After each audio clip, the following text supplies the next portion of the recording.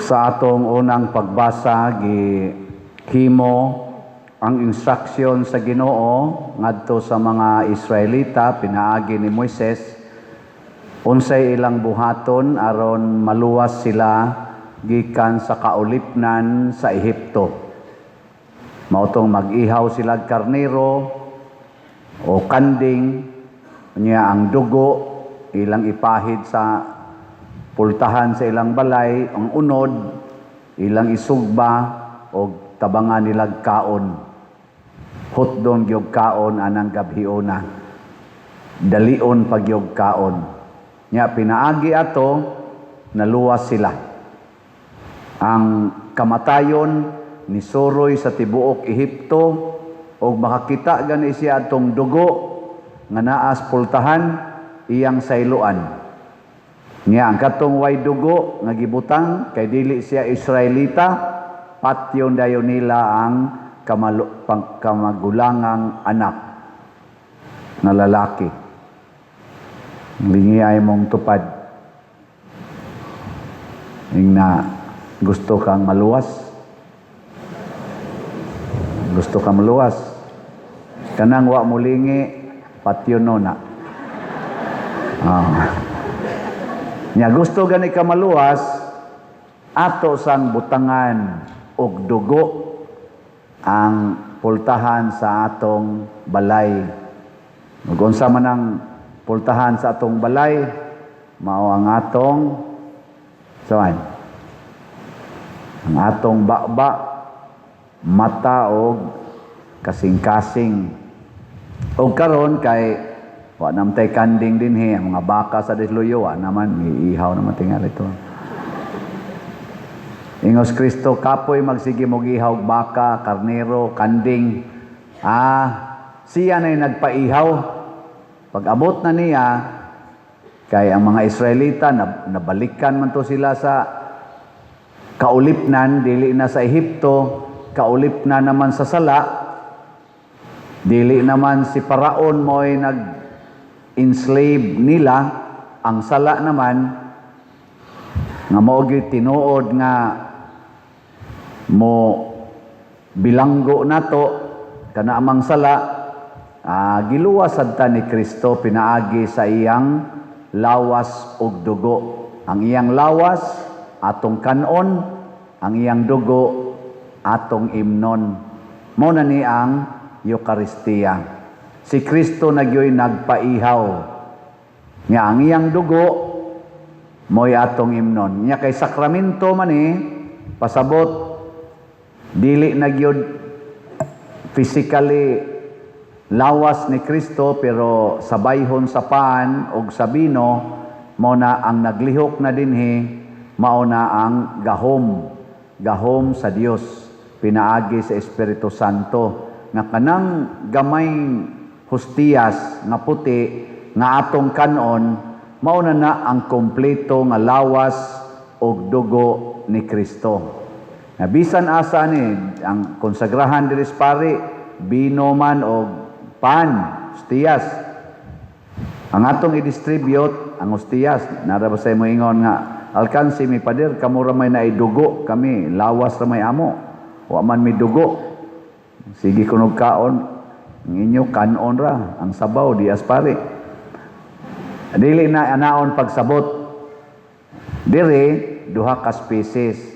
Pero tungod sa atong gidaghanon o na desisyon na ni simbahan, although na ipipila ka simbahan nga ilag yung ipainom sa ang wine, consecrated wine. Ang ato dinhi is the consecrated host. Nya kanang consecrated host, mao naman na ang lawas ni Kristo. Di man pwede ang lawas way dugo, buhi man na nga lawas. Timani kanang hostiyas nga puti, dili na patay nga lawas, buhi na. Nya kanang buhi nga lawas, naa ginay dugo. Lingi ay mong tupad, nabuhi ng lawas nimo. Nabuhi. Pagkuha diya blade or dagom, tuslukan lawas niya, mudugo gani, buhi na. Namo day, namoy blade diha. Ano na, testingi. Mo na, kay buhi man ni nga lawas ang atong gikaon, pasabot, apil na diha ang lawas, ang unod, ug ang dugo. Nakaroon, unsaon man nato pagsiguro na kita luwason anang maong gikaon nato. Sama sa mga Hudiyo, mga Israelita, ilang gituman ang instruction. Ang instruction ba? Ilang gituman. Specific kayong instructions Ginoo. Doon na sa instruction ang Ginoo na to karon. Unsa may instruction sa Ginoo dito nila? Magbakos, magsandalyas, magdag sungkod. Unsa man na nga imahin ang instruction nga magbakos, sandalyas ng daan, unya magdag sungkod. Padung na mo biyahe. Padung mo biyahe ba? Kay inighuman nilag kaon ato, manglakaw na sila palayo sa Ehipto, palayo sa kaulipnan sa sala. Nakita unsa man siya atong buhaton? Unsa may atong ibakos?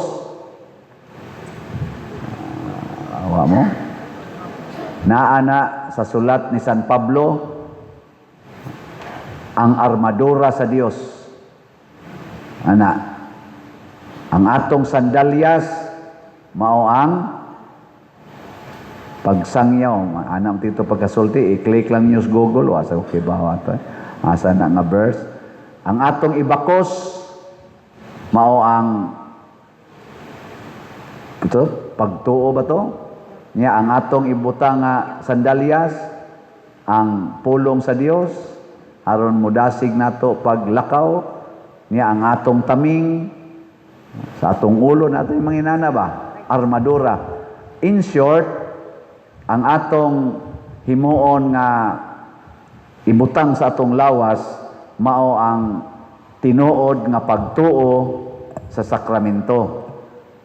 Nya andam tang mulakaw palayo sa sala.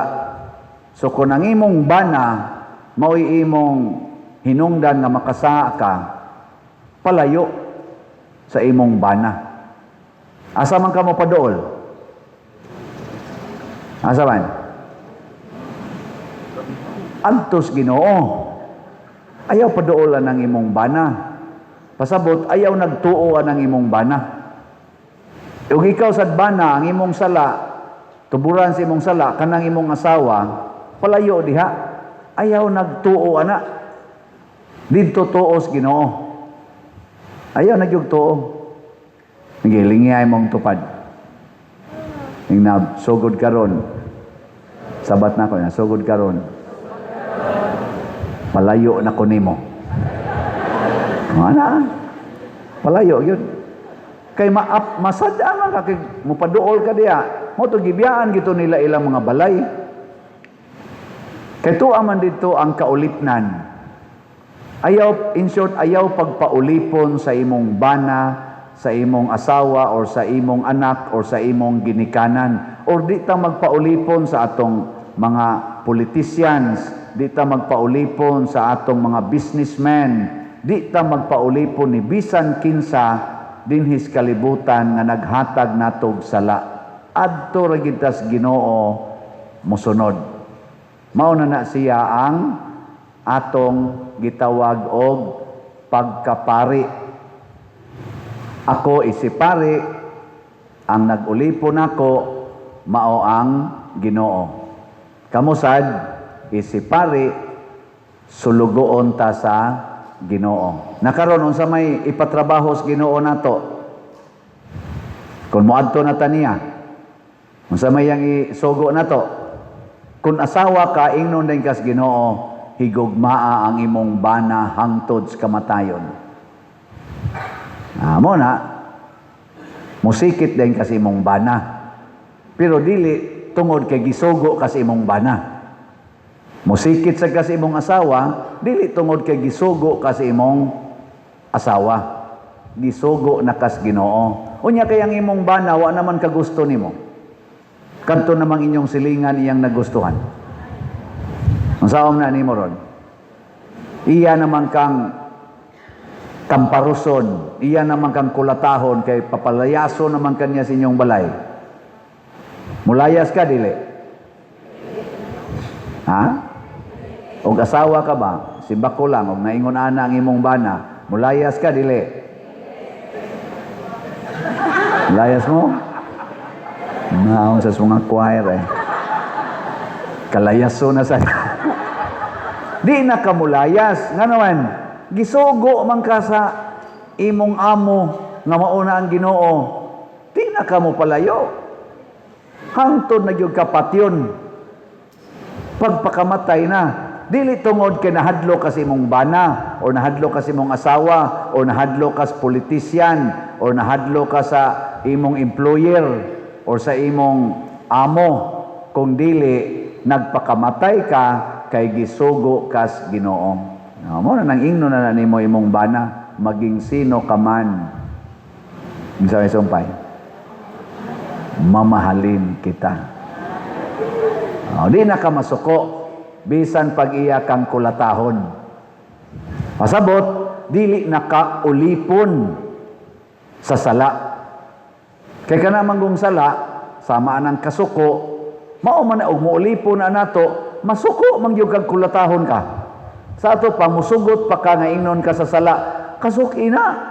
Awaya na. Amo away sa dayon ka. Nya karon kay di na man ka ulipon, si Kristo na may imong amo, abi sa mga pangag pa ka. Maingon ra jud ka, nothing gonna change my love for you. Mao na si Kristo, iyan ang ipakita, gikulata siya, gibudhian siya, gilansang sa cross, wa na gid siya masuko. Nga naman, di naman siya ulipon sa sala nga mao ang kasuko, din asad siya ulipon sa garbo, nagpalayo naman siya ana. Mao tong nakahimo siya paghigugma sa mga taong buangon, sama ng imong tupad. Lain na sang lingi. Ang di mo lingi, ulipon sa sala. Lingi. Ingna, di na ko magpaulipon nimo. Ingna, di ko magpaulipon nimo. Ha? Kamong mga anak, ay magpaulipon na ng inyong inahan o amahan, nga magsige ra mog sugot sa sugo ana. Ay magsugot sa sugo ana. Sunda ang sugo sa Ginoo. Nya unsa may sugo sa Ginoo? Mga anak, tahura gyud og sunda ang inyong mga ginikanan. No na, inig-ingos ginikanan, undangin na ng cellphone dong. Undang dayon. Nga naman, kay nitahod ko sa Ginoo. Ana. Dong, day, panglaba mo dito. Panglaba dayon. Nga naman, sugo gunis Ginoo nga sundo na ko akong mamag papa. Nyag-ingnon kasi imong mamag papa, animal man kadong ay ingnan ti kang panglaba, unsa man imong linabhan 40 maning lagom pa manis naong nimo.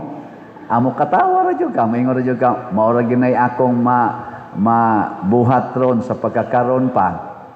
Ana, unsaon mo na pagpaputi, tudloi lang ko. Nya iya kang kasaban, amo smile ra ka, maingon ra ka, wap alang ko suguas Ginoo kay lang ilayas. Kaayo rang isibat aning balaya, may gani kay gisugo ko sa Ginoo. No ana dayon ka. Nya maingon din na imo mga ginikanan, mag-istorya-istorya man na dito ngano imo mong kasaban ganiya. Animal sa kestanan, sa tapulan kayo. Wala ko to yalinaban, wa man toy klaro. Nya maingon din ka nga, ay sus tudloy lang ko na. Nya maingon sa dayon, kabantay ka nga wa man ganito mo sukol nimo, magito mo kusmod ang naong, sige mo lang tong smile, insya nakatama siguro nang buwang-buwangan di man mo. Kuan. Wala siya kibaw nga nakatama gid ka tinuod. Natamaan ka sa grasyas Ginoo nga mao ang iyang gugma. Na siya lakas ang tama ba? Ana, lakas ang tama nimo, tama sa gugmas Ginoo. Ana, sta nindutag mao kanay mahitabo nato no? Mao na mohari dayon ang kanang gitawag natog inigsuon nga gugma. Dili na ta maghatag og mga bati nga batasan sa ato isig katawo. Kung mudot ning maong grasya natong tanan karon nga selebrasyon, pastilan ang atong Pilipinas munindot gyud ni. Kay dili naman magpatuyang sa ilang garbo o sa ilang kahakog o sa ilang pagkabakakon ang atong mga leaders. Masulbad ang graft and corruption. Masulbad ang kaning panaglalis, panagdinumtanay aning atong mga politicians nga kita ra ba mo gihimong murag ilang tawgon na nato og fighting field. Kita ra gibuang ba nila? Usahay mag-away-away na sila, pabor-pabor sa tanila, inigsunod na sang tuig, migo na sana sila. Kita ra gibuang ang mga animal diya. Nya kita sad sunod-sunod sa tanila. Nga naman, daghan man sad nato nga wa gyud magpaulipon sa Ginoo. Muna ato ni siyang himuon karon ang paghugas sa tiil sa mga apostoles o sa mga katawhan. Unsa man na siyang buhata, pagpaubos o pag-alagad. Mao nay buhat ni Kristo. Iyang gihugasan to mga tiil sa iyang mga tinun-an, nya nireklamo pag ito si Pedro nga, adi ko magpahugas nimo Lord. Og di ka magpahugas nako, dili na ka akong tinun-an. Ang word nga gigamit ni Kristo, dili na ka akong tinun-an. Pasabot, iya ditong paagis pagtudlo ni Pedro, nila ni San Juan o uban pa nila ni Santiago. Gitudluan day ni Kristo sila nga hugasi sa nang tiil sa imong isig katao. Pag hinugasay sa mo sa inyong tiil, pasabot pag-alagaray mo. Muna human rosmisa, kuha sa mong planggana dito sa inyong balay. Hugasin ang tiil sa inyong kauban diya sa balay. Nyagdili gani pahugas, ing na dayon, layas na lang diri. Yana. Nindot no? Di na mo magsinuguay, mag-alagaray. Nya unsaon man na? Matod pa ni San Pablo sa atong ikaduhang pagbasa, nag-ingon siya diri nga ang kining pan nga atong gikaon mao ni si Kristo nga gipikas-pikas, mao ni ang iyang lawas og dugo. Matag inom nato ani, matag kaon nato ani, atong gihandom ang presensya ni Kristo. Pasabot atong gipuy-an ang iyang kinabuhi. Nya mao na ni siya atong himuon karon. Ighuman nato diri og alagad, ala mangaon na ta Ginoo. Ighuman nato kaon, dad-o na nato si Kristo ngadto sa atong balay. Mao na kanang misa, mao ginay makahatag natog sustansya aron makabuntog ta sa sala. Di gani ka magsigig simba, maluya ang imong kalag, dali kay kang matintal sa mga sala. Bisag unsang klasiya sala. Basta magsigil na lang ka og adto sa inyong balay. Mao nang kita ato sa ning suwayan nga magsigi sa gitag simba. Nya inig simba sad, dili sa ka magsigil ag tan-aw-tan-aw na nimba. Unsa may buhaton? Active participation. Unsa man pag-participate? Sabat-sabat kanta, sabat-sabat tubag, pero ang pinakanindot yun, mao gyud ang paghug sa kolekta. O ighuman palit pagin mong slat dias gawas. Nga naman, kanang kwarta, maunay yawa sa atong kinabuhi. Naroon na dias imong pitaka o sa imong bulsa. Nyagdi na nimo ihug sa sibot, ang yawa maoy magpuyo sa imong kinabuhi. Ug ihug na nimo tanan, muari nas pari ang yawa. Nya kay ang pari, iya mo nang dadon ngadto sa Ginoo. Nya moingon nang Ginoo, i-distribute na sa panginahanglan sa simbahan. Adili na mahimong yawa kay matransform naman na into grace. Ana. Minus kay mo pagtuo sa akong gisulti. Ako lang ang gihimong ending para mabutang gina sa inyong nahuna nga niingon Diyos Kristo, dili mo pwedeng mo alagad og duha ka agalon. Di mo pwedeng magpaulipon sa Ginoo og sa salapi. Amo na ingon ko ihug ginas kolekta ing na diha kang yawa ka. Ano? Nawa, di ba kanang imong yawa, kalipay na sa pari. Kalipay na sa simbahan. Moro na siya. Nya, iguli ni mo sa inyo, naanad na ka nga di kay ka mahigugmas kwarta, dali sa kay kang kapanghatag sa inyong mga silingan, di na ka magsigig paningil anang utang, kay naanad naman ka, uy, maningil ta na, ngayawa man na, tanawa ng maningilay utang, tanawang mga naong. Kada bang maningilay yung utang ba, tanawang mga naong. Kakita na mo mga taong maningilay utang? Kita mo? O pa mo kita? Panit di. Awa, di ba? Gamay ra kay diferensya si yawa ilang mga naong. Kusmod ang naong, mo bitaw na kanang ilang paninglanan, mahadlok na nila kanang mga maningilay utang. Katong iyang paninglonon, magkabuang tog sibat layo pa na manginani ato buta pumiro, kita na so musimang na diri ang paninglanan. Nganuan, hadlok sila sa naong. Pero tanawan ng magsigig hatag. Unsa may mitabo? Oy, dugo ko nas mga tao. Kinsa maroy dugo ko nog mga tao? Marcos Group, Duterte's Group, Pinklawans Group. Secret. May pag maghinugasay na lang tas tiil, mas maayo pa.